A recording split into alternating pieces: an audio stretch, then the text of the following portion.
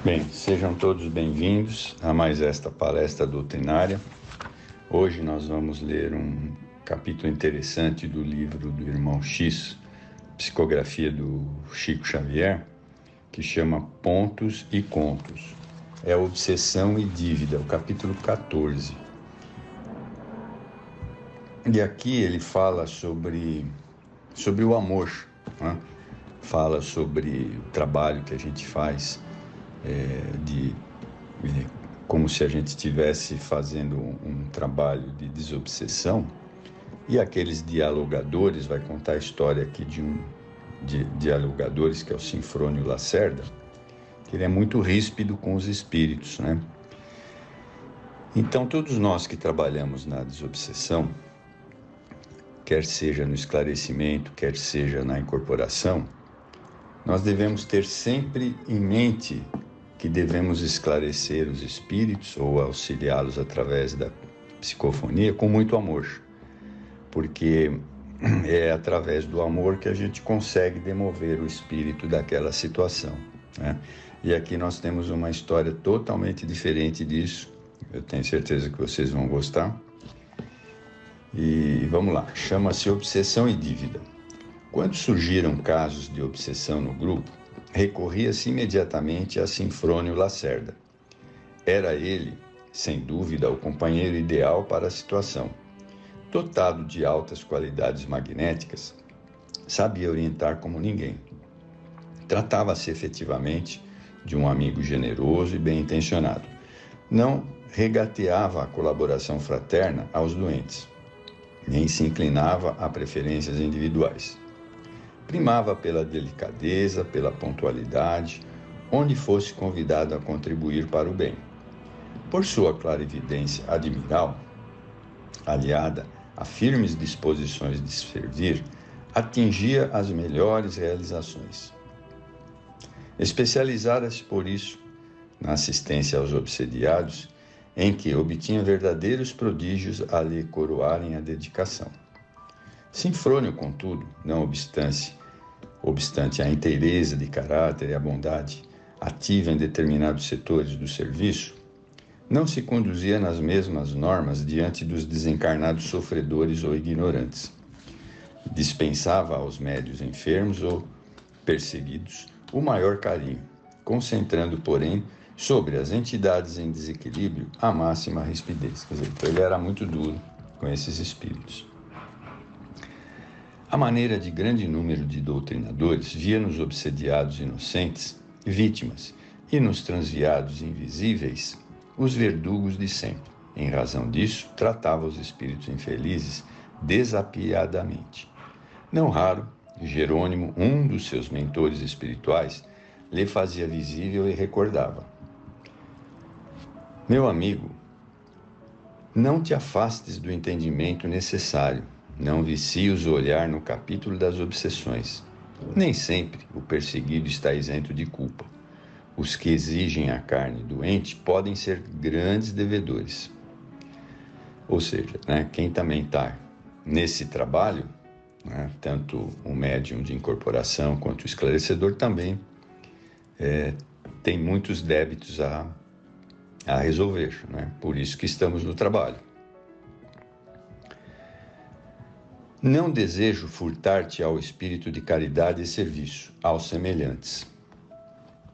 Mas devo esclarecer-te que não nos cabe olvidar a obrigação de repartir os recursos do auxílio com as vítimas e os algozes em porções iguais. Por vezes, Sinfrônio, o desencarnado desdistoso, é muito digno de amparo que o encarnado aparentemente sofredor. As chagas abertas e as necessidades dolorosas permanecem nos dois planos.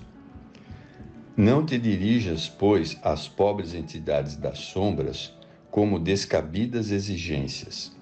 Sê enérgico, porque todo sistema de construir ou restaurar demanda robustez de atitude. Entretanto, não sejas cruel nas palavras.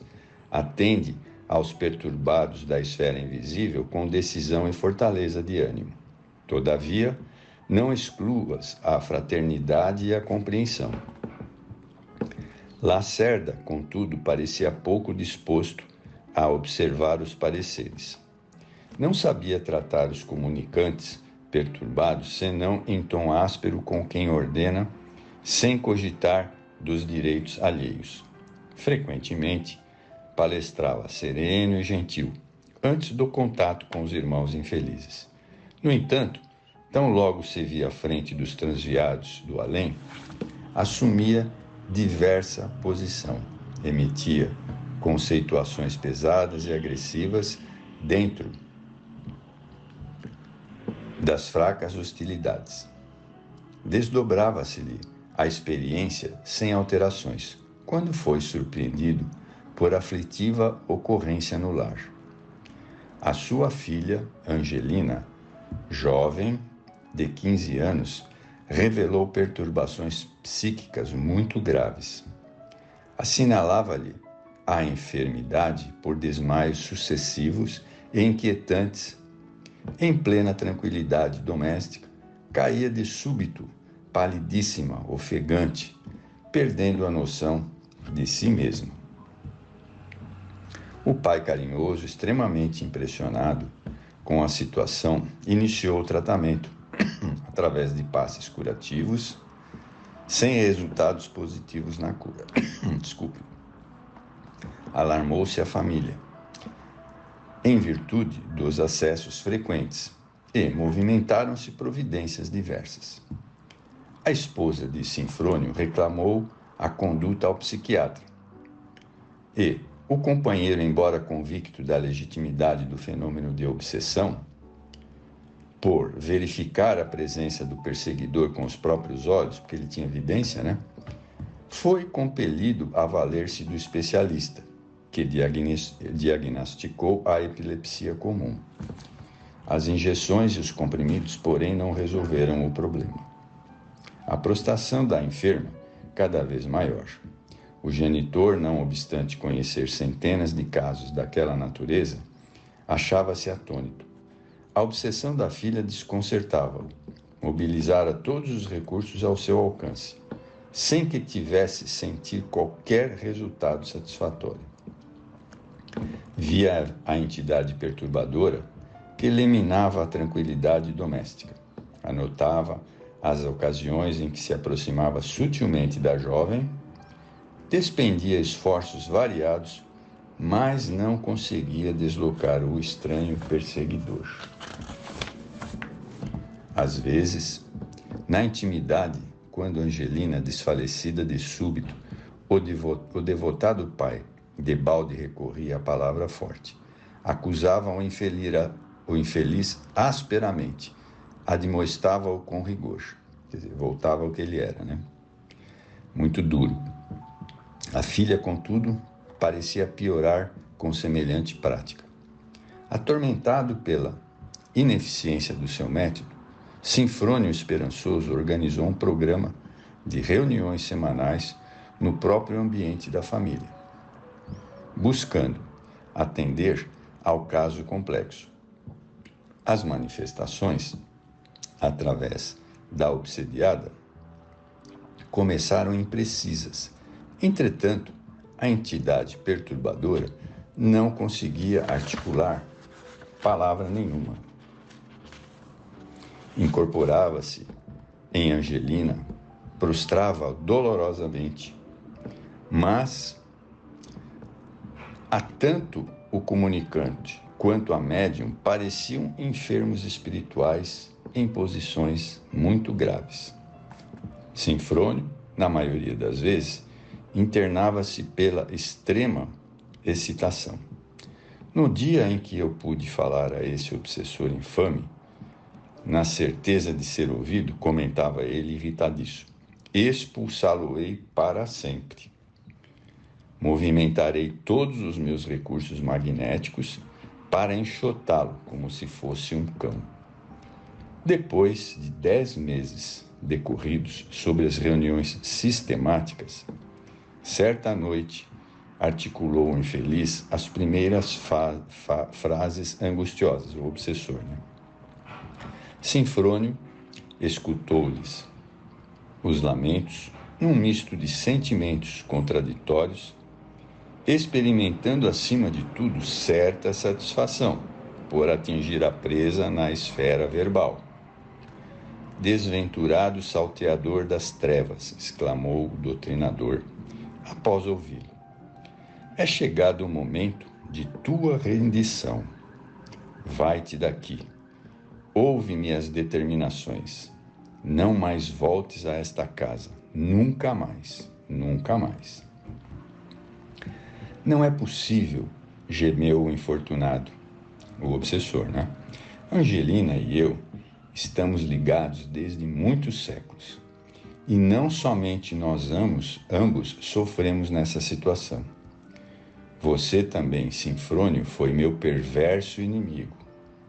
Algemas de ódio me ligam ao seu lar muito antes que as paredes da sua casa se levantassem. Sinfrônio Lacerda, neurastênico, interceptou-lhe a confissão e, concentrando todo o seu potencial magnético, bradou autoritário. Nem mais uma palavra. Não desejamos ouvir-te. Retira-te, cruel perseguidor. Ordeno, afasta-te. Saia daqui.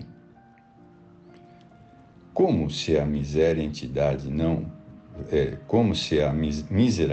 fora premiada por uma pinça de vastas proporções, desgarrou-se de chofre, caindo, porém, Angelina em terrível imobilidade. Então, quer dizer, essas palavras acabaram afetando a filha dele, né?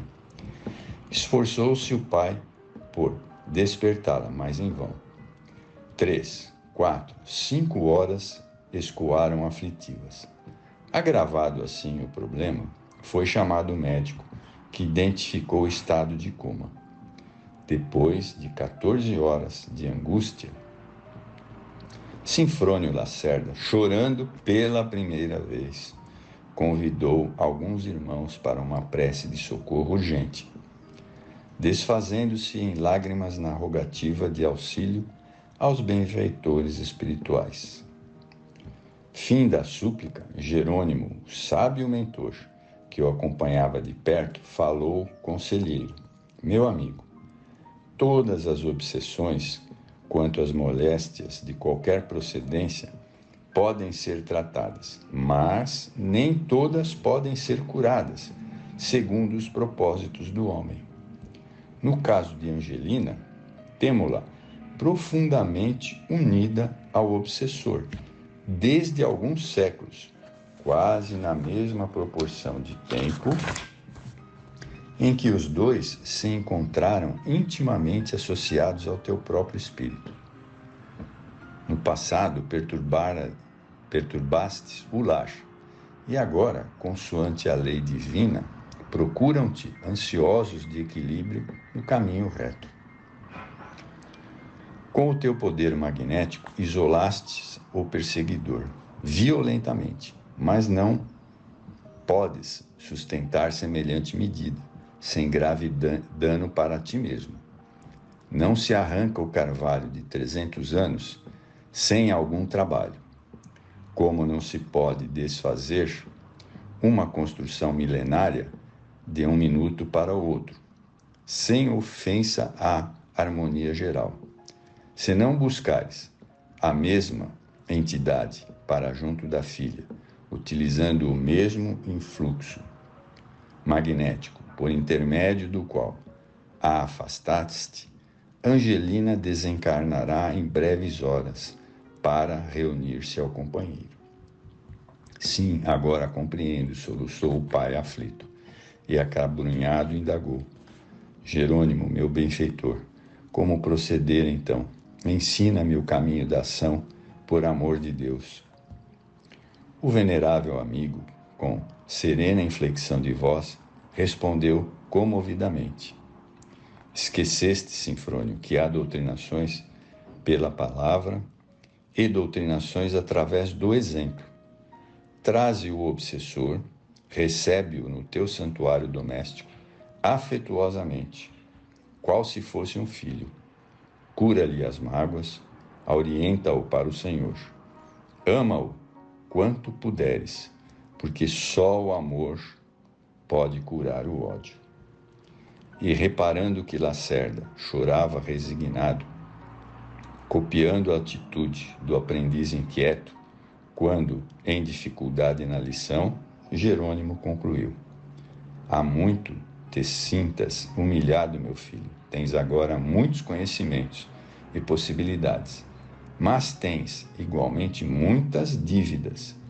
E quem deve Sinfrônio precisa desembaraçar-se do débito, a fim de prosseguir em paz na gloriosa e divina jornada para Deus. Então, esse é um exemplo que o irmão X nos dá, de que para podermos conseguir bons resultados no trabalho que fazemos, é só com muito amor, só respeitando essas entidades que chegam com grandes dificuldades do passado, mas que nós mesmos as temos, grandes dificuldades também. Então, é preciso muito amor, para que esses espíritos compreendam que vale a pena tudo isso. Mas, se nós não tivermos esse amor no coração, fica difícil fazer a doutrinação. E o próprio médium de incorporação, com muito amor, pode auxiliar fazendo preces e deixando o espírito bem à vontade, claro, não permitindo fazer aquilo que não é possível, mas mostrando amor para ele e compreensão, ele conseguirá entender. Bem, muito obrigado para todos, espero que tenham gostado.